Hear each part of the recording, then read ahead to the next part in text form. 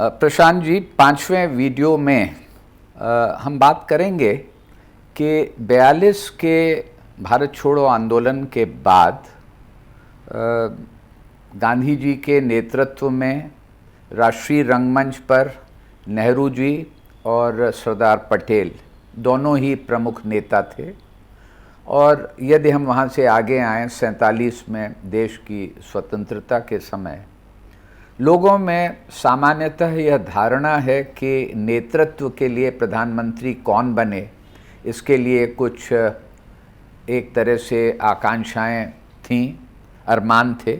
और उस रस्साकसी में पटेल और नेहरू के बीच में गांधी जी का झुकाव नेहरू की ओर था। इसके विषय में क्या आप कुछ स्पष्ट करना चाहेंगे अपने अध्ययन के आधार पर?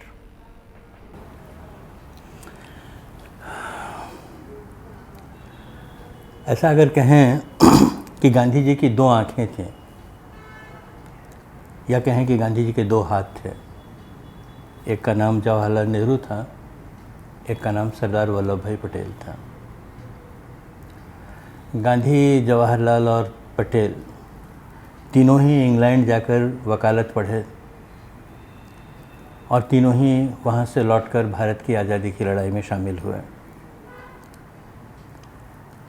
जवाहरलाल और सरदार दोनों के गुरु थे गांधी। जवाहरलाल 1912 में इंग्लैंड से अपनी पढ़ाई पूरी करके 23 साल की उम्र में भारत आए। तब वो भारतीय पहनावे में एक अंग्रेज़ थे।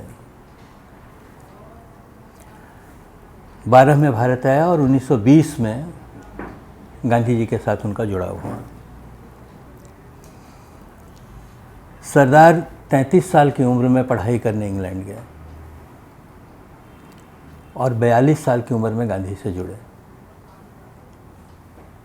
यानी जवाहरलाल जी से गांधी का परिचय होने के बहुत बाद सरदार का पदार्पण गांधी के राजनीतिक जीवन में होता है।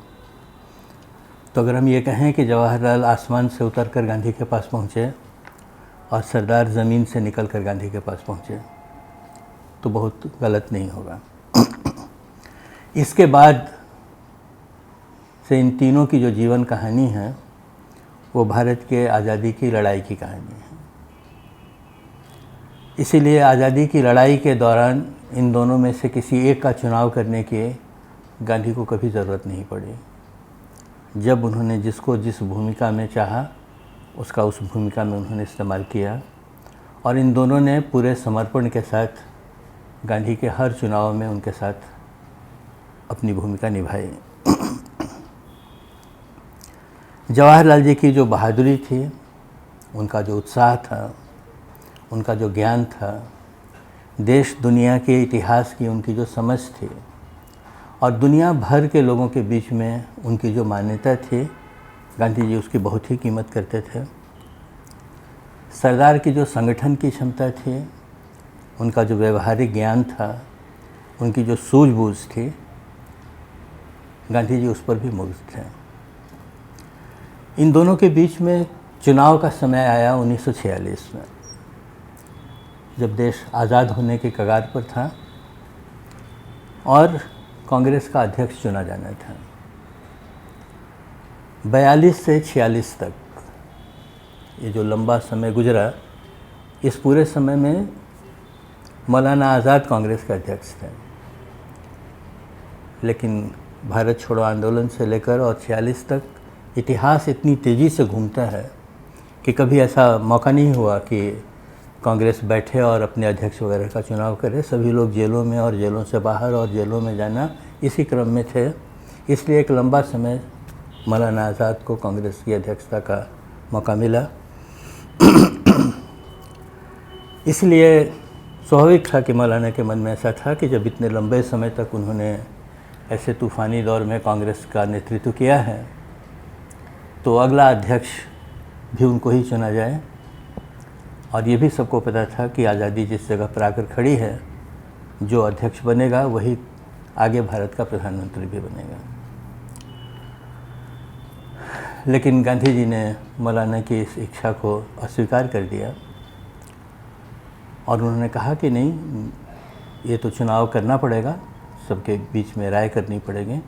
मेरी पसंदगी पूछोगे तो मैं जवाहरलाल को पसंद करता हूँ, क्योंकि उनकी इन योग्यताओं के बारे में जिनका जिक्र मैंने आपसे किया, उनके बारे में गांधी के मन में बहुत ही मान था।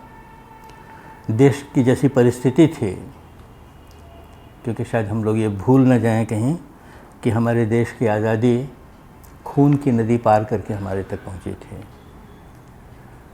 देश बिल्कुल बिखरने की कगार पर था।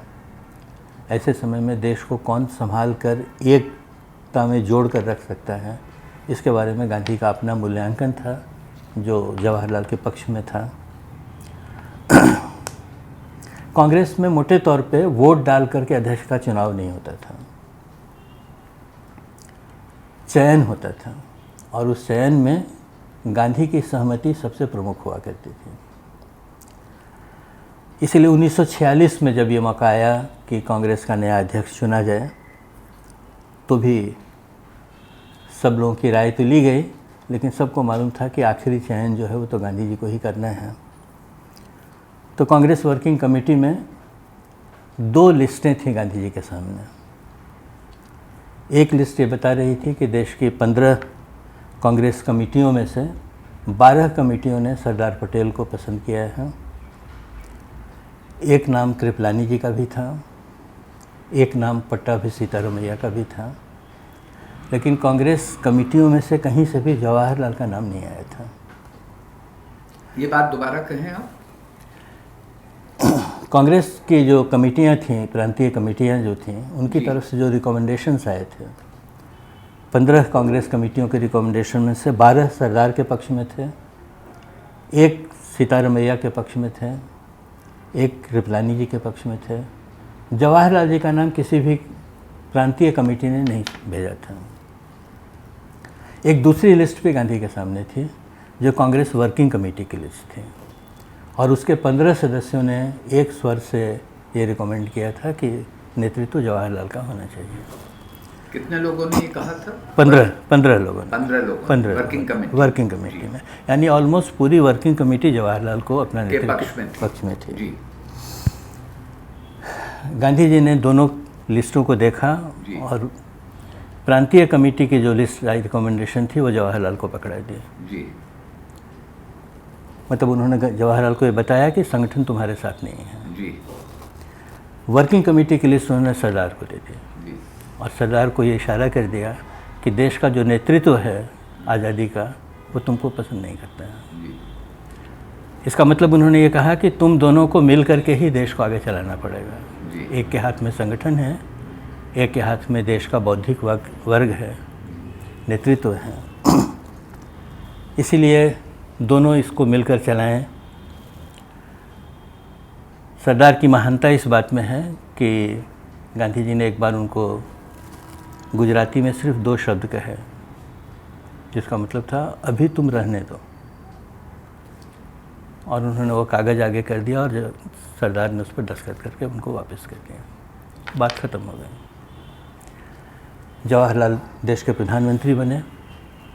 गांधी जी के कहने से सरदार उप प्रधानमंत्री बने, देश के गृह मंत्री बने, और गांधी जी का वक्तव्य है कि देश के रियासतों के एकीकरण करने का जो काम है वो सरदार के अलावा दूसरा कोई नहीं कर सकता है, इसलिए ये पूरा विभाग सरदार ही हैंडल करेंगे। यानी अगर आप समझने की कोशिश करें तो उन्होंने सरदार को एट पार जवाहरलाल के रखा, लेकिन ये भी साथ में कहा कि नेतृत्व जवाहरलाल का रहेगा, क्योंकि देश को जिस तरह के भरोसे की ज़रूरत थी, टूटते हुए बिखरते हुए देश के मन को जिस तरह के भरोसे की ज़रूरत थी, गांधी को लगा कि वो भरोसा जवाहरलाल दे सकेंगे, सरदार नहीं दे सकेंगे। इसीलिए उन्होंने जवाहरलाल का नाम आगे किया। एक अंतर्राष्ट्रीय प्रभाव, देश दुनिया के जितने भी माने शासक थे, प्रधान थे, उन सब का जवाहरलाल से 1 to 1 का रिश्ता था। राष्ट्रीय लोकप्रियता जो थी वो अगर गांधी के बराबर की किसी की थी तो जवाहरलाल की थी। इन सब को गांधी ने तो जोड़ा ही, साथ में एक बहुत बड़ा फैक्टर जो गांधी के दिमाग में था वो उम्र का भी था। सरदार गांधी जी से सिर्फ 6 साल छोटे थे, जवाहरलाल गांधी जी से 20 साल छोटे थे। सरदार बीमार थे, अपने जीवन के आखिरी कगार पर पहुंचे हुए थे। जवाहरलाल उत्साह से भरे हुए, बहुत ही स्वप्नदर्शी, मोहक व्यक्तित्व के धनी थे। तो एक दूरदर्शी नेता की तरह गांधी ने हिसाब लगाया कि इस बिखरते हुए देश की कमान कैसे आदमी के हाथ में सौंपी जाए जो लंबे समय तक इस देश को आगे ले जाने की कोशिश करे। और हमने देखा ही कि सरदार आज़ाद भारत में 3 साल ही जिंदा रह सके। अगर नेतृत्व सरदार को मिला होता तो 3 साल के बाद वो नेतृत्व फिर जवाहरलाल के पास पहुंचा होता। और उस बीच में क्या देश में हुआ होता, अगर ये आप जानने का अंदाज़ा करें तो जो पाकिस्तान में जिन्ना के साथ हुआ कि जिन्ना कुछ साल ही पाकिस्तान में ज़िंदा रह सके और पूरा पाकिस्तान बिखर गया, और ऐसा बिखरा कि आज तक संभल नहीं पाया। 2 चीज़ें मैं पूछना चाहूँगा। एक तो आपने ये कहा कि जो प्रादेशिक कमेटीज़ थी, प्रोविंशियल कमेटीज़, उनमें किसी ने भी जवाहरलाल जी का नाम रिकमेंड नहीं किया था। और दूसरी चीज़ आपने कही कि होम मिनिस्टर और डिप्टी प्राइम मिनिस्टर का पद सरदार पटेल को गांधी जी के कहने और उनके विचार के अनुसार मिला जी। तो ये भी बहुत एक प्रमुखता की बात है।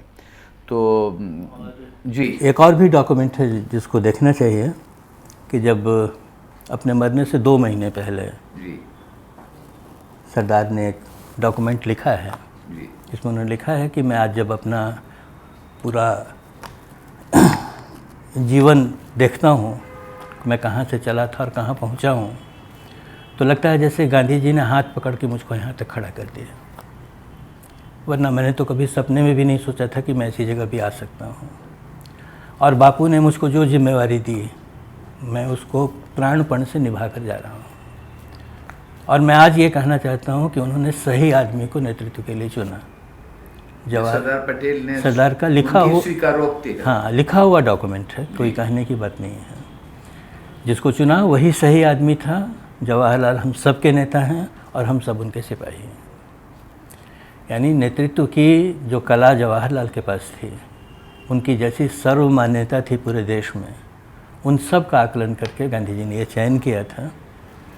चयन हमेशा ही सब्जेक्टिव ही होता है, आप उससे डिफ़र भी कर सकते हैं, कई लोग करते भी हैं, लेकिन इतिहास तो इतना ही बताता है कि किसी एक मौके पर क्या चुना गया।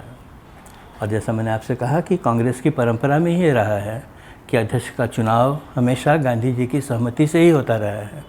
वही चुनाव 46 में भी हुआ, और मैं ऐसा मानता हूँ कि वो सर्वश्रेष्ठ चुनाव था। उससे अच्छा कोई विकल्प अपने पास था नहीं। धन्यवाद प्रशांत जी। ये एक बहुत ही प्रचलित और कॉमन इसके बारे में डिबेट होती है कि पटेल वर्सेस नेहरू। तो उस समय जो वास्तविकता थी उसको अध्ययन करके उसके बारे में जो भी साहित्य उपलब्ध है ये आपने बिल्कुल स्पष्ट किया। तो इससे जन साधारण को ये जानने में सुलभता से जानकारी मिल सकेगी। धन्यवाद। बहुत शुक्रिया।